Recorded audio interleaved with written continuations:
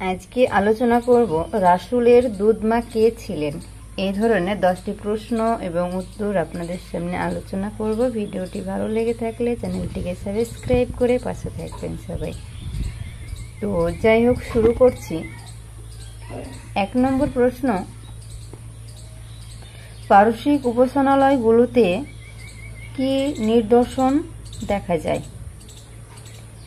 উত্তর, উপাসনালয়গুলিতে যুগ যুগ ধরে প্রচলিত হয়ে আসা অগ্নিকুণ্ডগুলো নিভে যায়। 2 নম্বর প্রশ্ন, পাদরীগণের গির্জায় কি ঘটেছিল?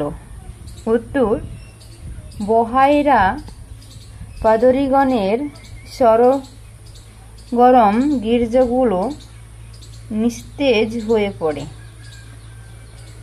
3 নম্বর প্রশ্ন, সন্তান ভূমিষ্ঠের শুভ সংবাদ মা আমিনা সবার আগে কে দেন? উত্তর, দাদা আব্দুল মুত্তালিবের নিকট।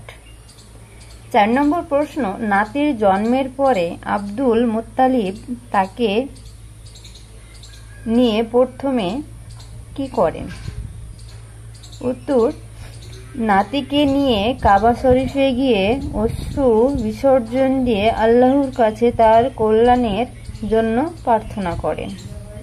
5 নম্বর প্রশ্ন, আব্দুল মুত্তালিব নাতির নাম কি দিয়েছিলেন? উত্তর, মুহাম্মদ।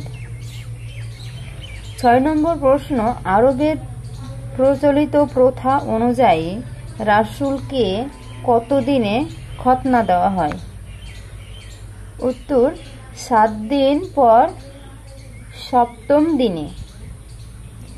7 নম্বর প্রশ্ন, মা আমিনার পর রাসূলকে সর্বপ্রথম কে দুধ পান করিয়েছিলেন? উত্তর, আবু লাহাবের দাসী সোয়াইবা। 8 নম্বর প্রশ্ন, কি কি কারণে শহর থেকে গ্রামে পাঠিয়ে শিশুদের লালন পালন করা হতো? উত্তর, রোগ বালাই থেকে মুক্ত থাকা, বলিষ্ঠ দেহ ও মজবুত মাংসপেশির অধিকারী বানানো এবং বিশুদ্ধ আরবি ভাষা শেখানোর জন্য শহর থেকে গ্রামে পাঠানো হতো। 9 নম্বর প্রশ্ন, রাসূলের দুধ মা কে ছিলেন? উত্তর, হালিমা বিনতে আবু জুয়ায়েব রাসূলের দুধ মা ছিলেন।